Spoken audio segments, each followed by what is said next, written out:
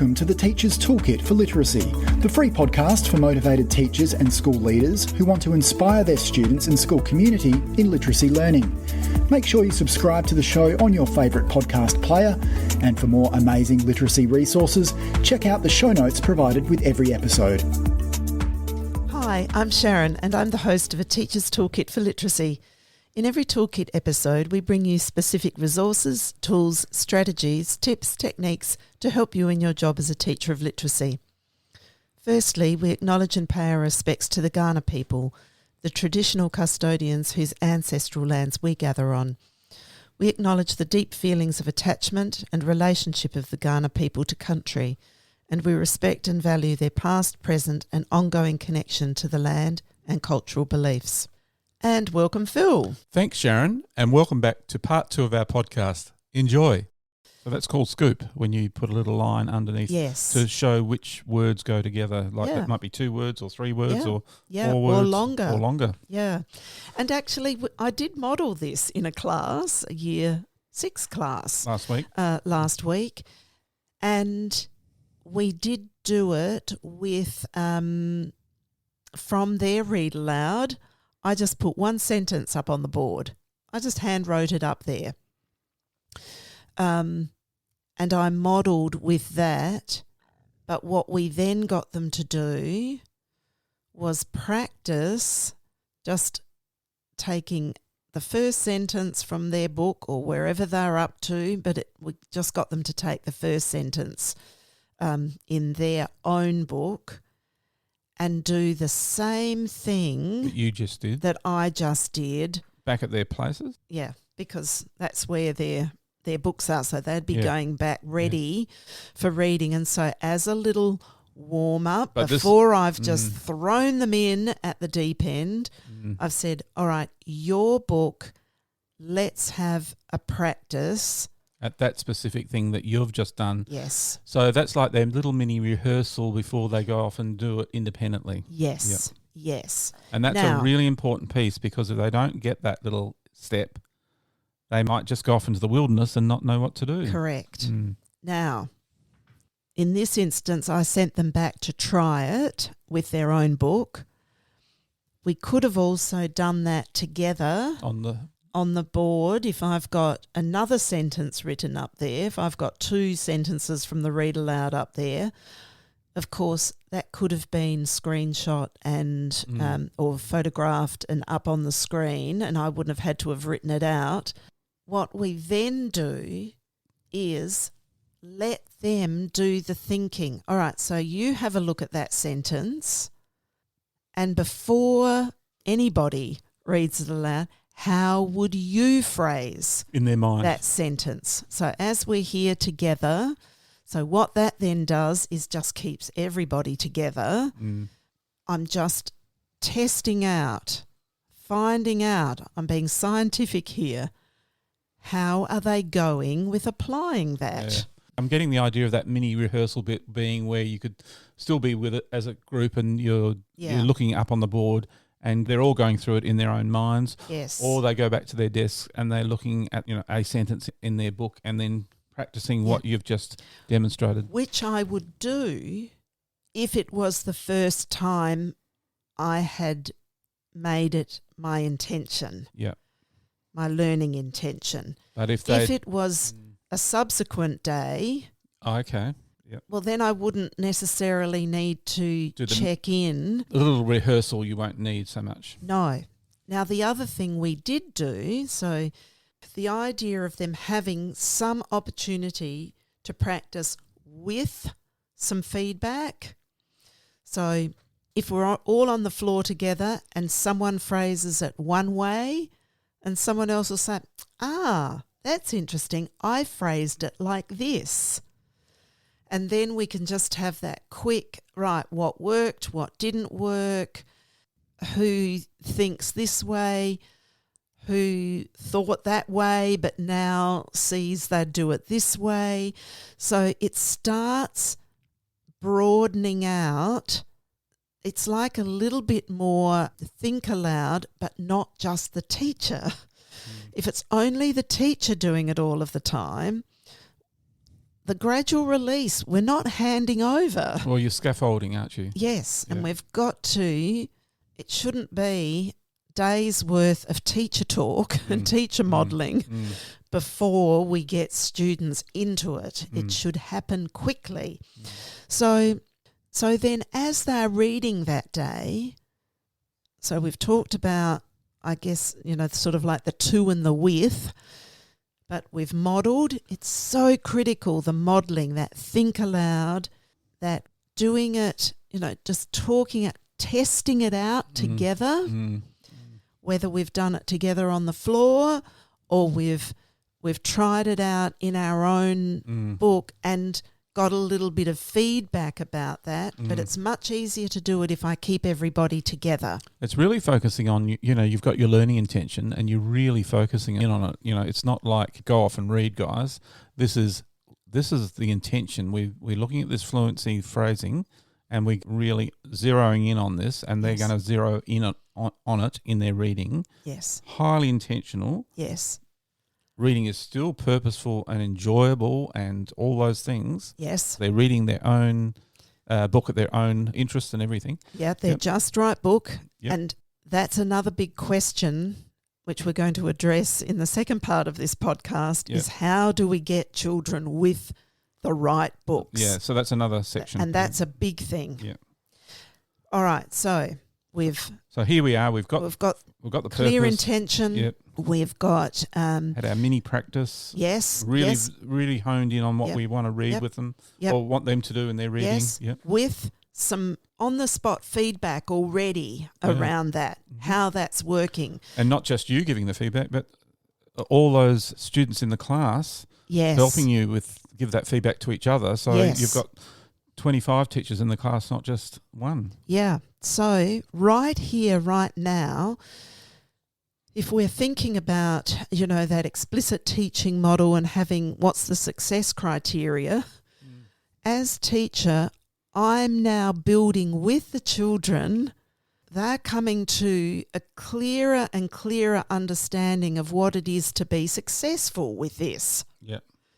And it's starting to make sense for them. And it's also working for them, more importantly, because if that wasn't working for them, they go, well, what's the use of this? I mean, yes. So phrasing is working for me. Yes. In my reading. Yeah. Great. Yes. I'll do more of it. Yes. So when it's now time for them to be reading, and I'm setting this reading time now, and let's say it's, at another time in the day, let's say I'm carving out a 20-minute independent reading time. Yeah, purposeful, but I have now wrapped this reading time with an intention and some guided practice. And some checking in on what everyone's doing. Yes. Or each other is doing. Some, like we've had a little go how's this working? So now let me go and the importance of having the just right book means I can now be applying this readily and easily. I've got 97% or more accuracy and I can read it. Yes. And my comprehension might have been, it can be at a lower level, but now this very thing that we're doing is going to elevate the comprehension. Now, as students were reading, and I'm going to give the example from just this modelled lesson last week, as they were reading, we gave each child a Post-it note and we said, we want you to notice one place where you reread a sentence because the phrasing didn't work for you. Good. So in that way, they are mindfully and intentionally thinking about phrasing and how to make it work to get to the meaning of what they're doing, right? So what they're reading. There's a real practical way of them getting that down on a piece of Post-it. Well, they just had a Post-it, and we got them to put the Post-it note under, the beginning of the sentence. And we only asked them to do that once, to collect one example. And then what did you do with all those? Right, so, and then their reading time is completely uninterrupted by us, telling them to collect things, or have you got, or we've just given everybody. So what am I then doing as teacher? I'm noticing, are children mindfully thinking about, have they got that Post-it note in their hand? Are they noticing the place where they are? Oh, so you can easily see the thinking that's going on in the classroom. And, fairly early on, it's not that many minutes in, probably within the first 5 minutes, we've seen every child put that Post-it note in their book. So that means they have already employed that strategy. Yep. They've already been highly attuned to, my phrasing. I'm rereading that sentence and phrasing that differently to better understand it. So what does that tell me? They're not just switching off now and going, I've done that. They keep doing it. So as a teacher, you're observing them do it. You're having catch-ups with students that might be needing more direction.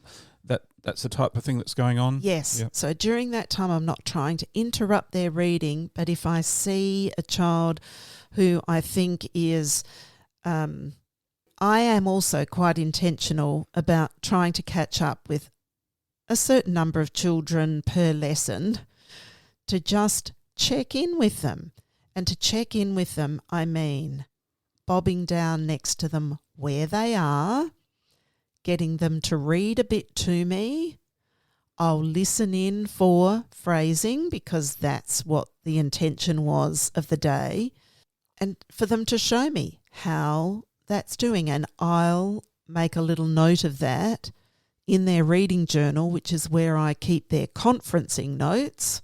I'll make a little note of that in there to say, if it's about phrasing, they might show me, I might say, go back to that place where you put the Post-it note, show me how you read it first and how you changed that. So now I'm seeing some evidence of that thing in use.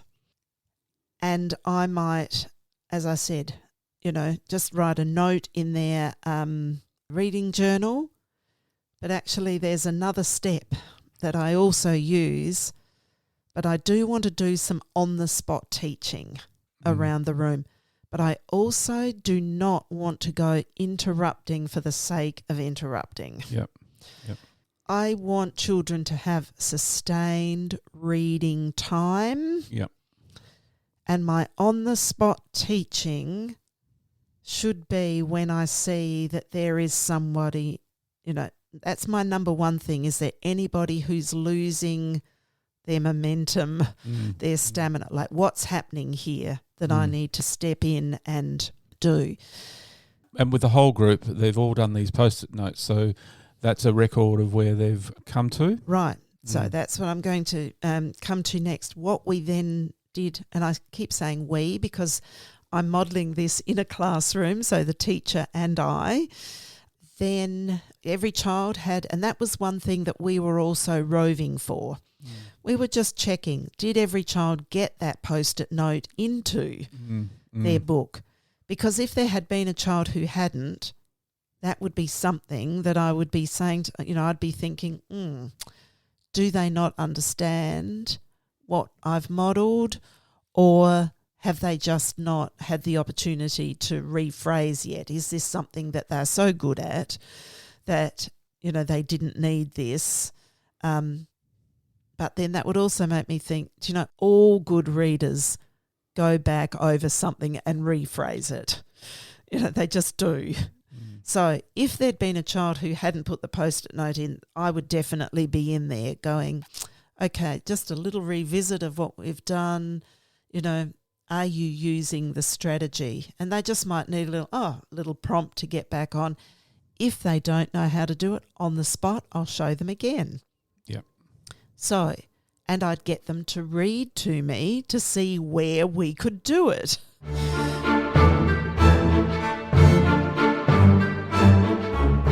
Hi everyone, just a little Teachific promotion here. We've kept our Teachific individual membership price at the same level for quite some time now, but we're announcing an increase in fees on June the 1st this year. However, if you join now, you are future-proofing your membership to stay at $12 a month forever. So become a member now to access all our resources and courses at this amazing locked-in price. Looking forward to you joining. Bye now. But at the end of the 20-minute reading time, we've got every child now with that post-it note.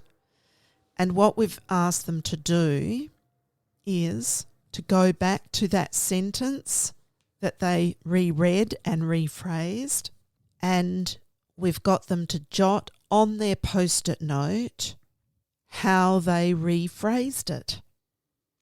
In their own words. Well, they've written the sentence. Okay, so it's they've put the scoops under the words to show how they phrased that sentence. Yep, so in case we haven't said it before, the scooping is a line that connects the two or three or four words. Like a downward curve, like a smiley face. That underneath the words. Yep. Yes, that connects, that I'd modelled in the initial stages. So then we've got our students with a record of a sentence that they've phrased in their reading journal. They've got phrasing as their heading. They've got dated in their reading journal, whatever date it was, this post-it note stuck in there showing how they have phrased or how they rephrased a sentence to help them with their meaning. So there we have the outcome of our scientific method. Yeah. And we are able to evaluate that and assess where we're going next with it. Yes. For that child and for the class. Yeah.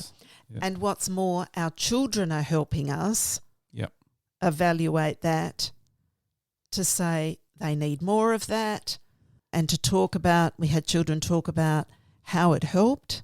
Yep. And you're In able fact, that was the turn and tell we got them to do. And how amazing that you've been able to really have a gauge on every child in that classroom. Yes. Yeah. The reading is a head process. It's not, it's not something that we see clearly with each child, but we've been able to put that out on paper, what their process is. Yes, and can I add that why did I model that lesson? Because the teacher said, I've noticed my students aren't good at phrasing. Right. And so could that be a lesson that you could model for us? Yep. To help us, so using that scientific method, using that reading workshop to model, to do it together, to do it in our reading that day, to catch it, to be aware of it. We, on another day, whilst they're still doing phrasing, if they didn't write it, they might read it to somebody. Yep. So do a turn and read. So, Phil, I'm going to read you my sentence that I rephrased. Okay, so then they get some success at doing that. Yes, and, and once again, we might catch that, in phrasing. We might write that sentence and show this is how we phrased it. Or record it on the iPad or whatever. Or record it on, But one thing I really haven't made entirely clear or explicit as I've been talking about this is that in all instances, we weren't just talking about the phrasing, we were also getting kids to say, and what does that mean? So what's the meaning we now extract from that sentence? Yes. Because that's that's what it's all about. It isn't just doing the phrasing, but it's So I'm sorry it's taken me so long to get round to that. I sort of well, it deepens it deepens the meaning too, doesn't it? Yeah, it's not just a. I think I might have said it in the learning intention that we're phrasing to get better understanding of what we're reading. Yeah, but that's the whole purpose of that, and often is in reading. Yes. Lessons. Oh well, it often is. Should be. Always. Yes. It's about the meaning. So the same process could be used for another reading lesson. You know, we're not just doing for any reading lesson. They are. So it's scientific method, but those little things within there are your methods, or not just your methods, but methods you've found that have really worked. Yes. And those methods can be used in multiple lessons, can't they? Where you do those mini rehearsals, or the children reading back to each other, or putting it on post-it notes, or but all with that purpose of having a really good method for improving the reading outcome of every student. Yes. Really. Right, so we've got, like in any class, this class is a class of mixed ability.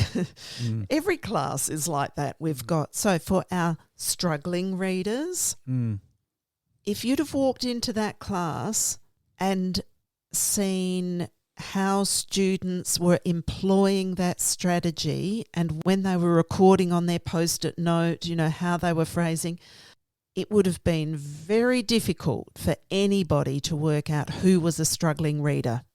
Really? Yes. Really? Because every child could do it. So we had this one lesson, every child, and in fact one of the struggling readers did say at the end, oh, I get phrasing. So that's what it is. That is phrasing. Yeah, because he had his just right text. He had his just right text. He saw not just that it was phrasing, but how it let him understand what he was reading.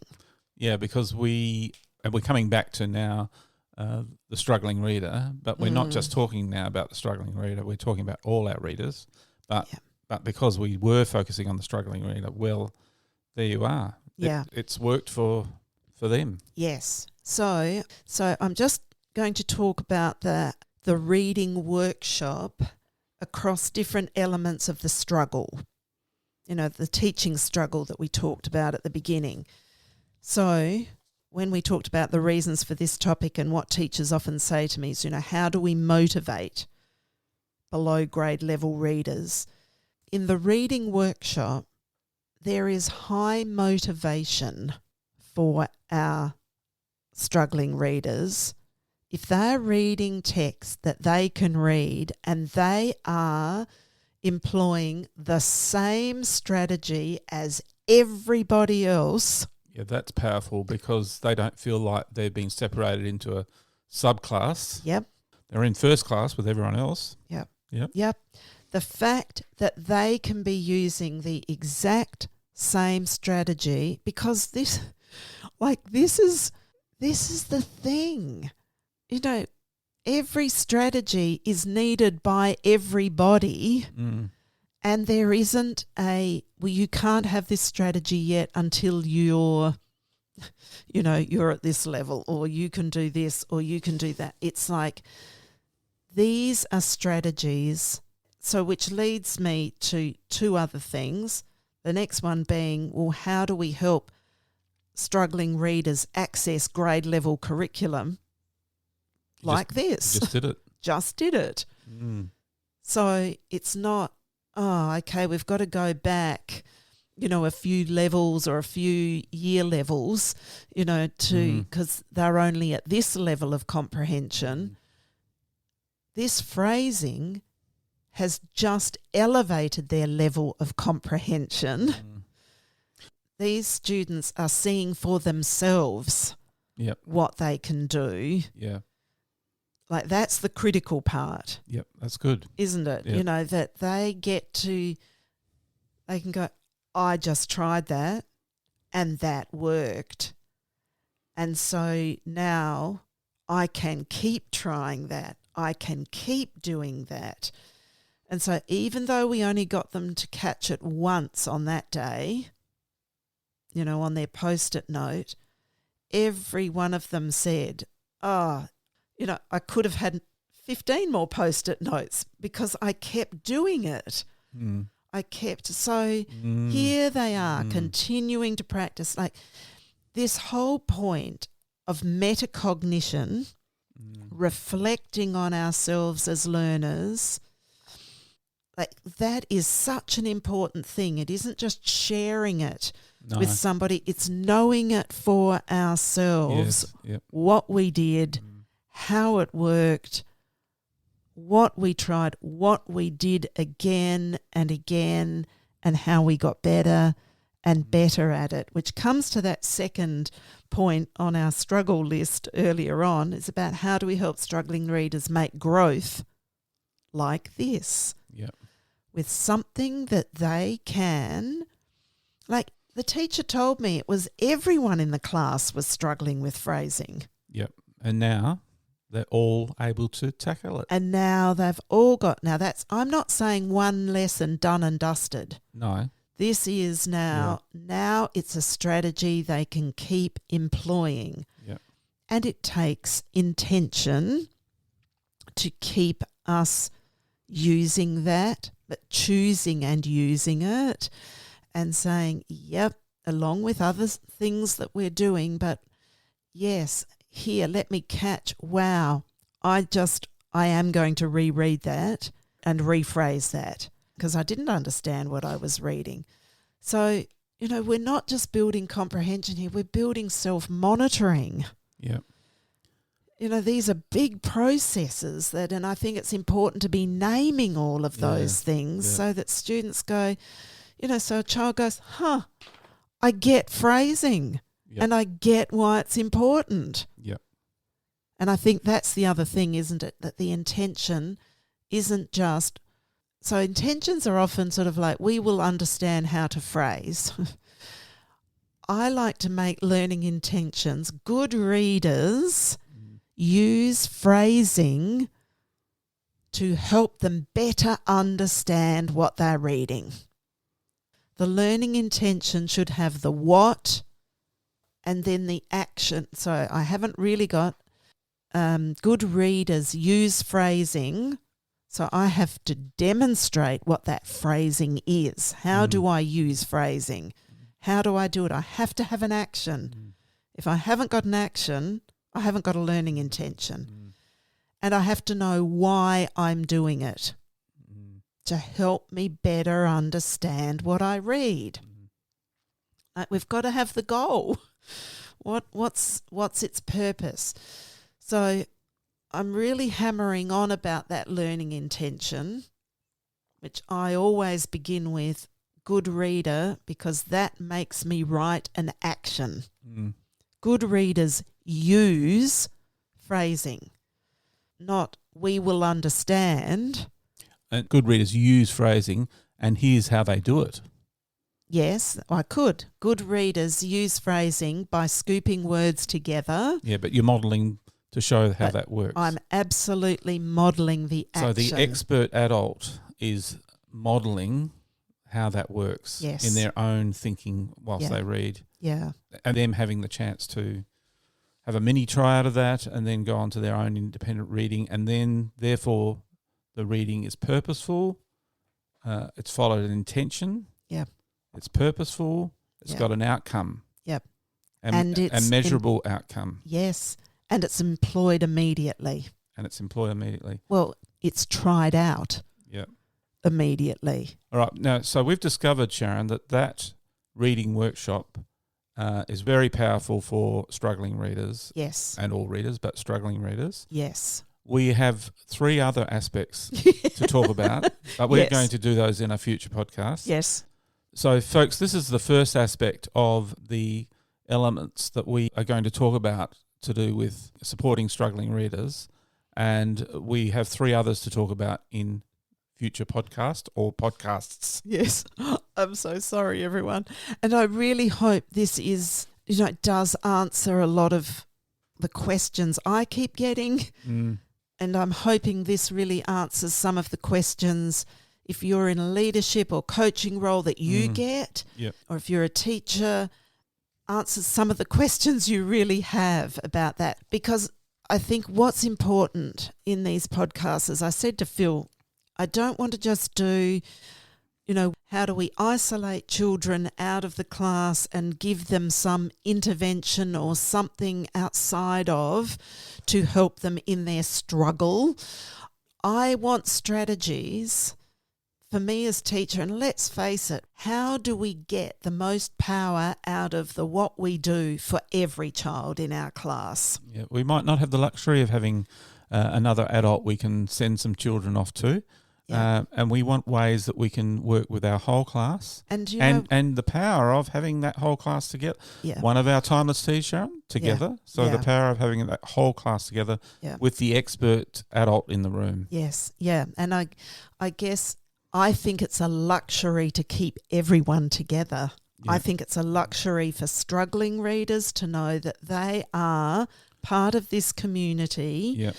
Being able to access the curriculum. The full curriculum. Full curriculum, and being able to grow with their peers and be in the know about good reader strategies and good reader actions that they have just as much right to have as all. So this is very much, in fact, the next podcasts that we do around this topic. I want to say now, to hold out for them, because, the next big thing. They tie into this one. Yeah. The next one is the developing the book selection strategies, which is critical to what we've just been talking about. Yes, and that will be probably another whole podcast, to be honest, because that's a big one to get happening. I think we're making a series of podcasts here, Sharon. Sounding like it. And the next one, reading aloud daily. Yes, and we've already touched on Read Aloud, and I know Mem Fox has done a fabulous podcast on Read Aloud, but I want to keep talking about it through this lens of how do all intention. And how do all of these things connect? How does your teaching become connected with these elements? And so it's a really purposeful teaching lesson. Yeah. Each one that you're doing, it's got these elements within it. Yes. But these four that we've chosen, and the last one is paired reading, there are other things, but we're just focusing on these. What we want to bring is what we think are some of the most powerful, high-impact strategies for your success. Because this is what we have found has been, we have been operating with that scientific method for a bazillion years, the two of us. And, we want people to be able to also have access to, the success path that they can take to successful outcomes. And it will be through your growth as a teacher, as a professional, where you will get better and better at these techniques that is going to give you the greatest joy and the greatest improvement for you as a teacher, but also for your students as learners. Yeah. And with that, guys, I was going to say, Phil, it's time to wrap up. and please watch out for our podcasts that are coming that will be connected very strongly to this podcast. Yes. Thank you, everyone. Fantastic. Thank you, everyone, for being with us today, and bye for now. Thanks. All the best, everyone. Bye. Thanks for listening to the podcast. To make sure you don't miss any literacy learning tips and insights, please subscribe to our show on your favourite podcast player. At Q Learning, our literacy specialists draw on over 30 years of teaching and international consulting experience to deliver world-class learning solutions. We equip, empower and support teachers to become their authentic selves. To find out about upcoming webinars and about how Q can help you and your school, visit qlearning.com.au. And you can get even more amazing teaching resources right now at teachific.com.au. Stay tuned.